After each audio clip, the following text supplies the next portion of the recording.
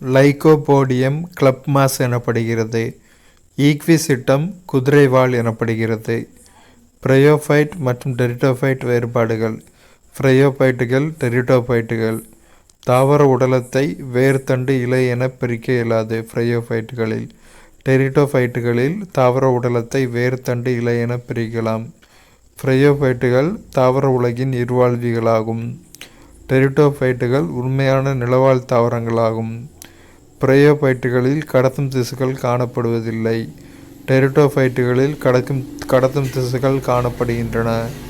பிரையோஃபைட்டுகளில் தாவர உடலத்தின் ஓங்கு நிலையானது கேமிட்டோஃபைட் ஆகும்.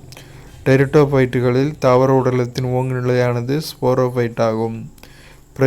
ஸ்போரோஃபைட் தலைமுறையானது கேமிட்டோஃபைட் தலைமுறையை சார்ந்துள்ளது. எடுத்துக்காட்டு ரிக்ஸியா. கேமிட்டோஃபைட் தலைமுறை ஸ்போரோஃபைட் தலைமுறையை சார்ந்திருப்பதில்லை. எடுத்துக்காட்டு செலாஜினில்லா.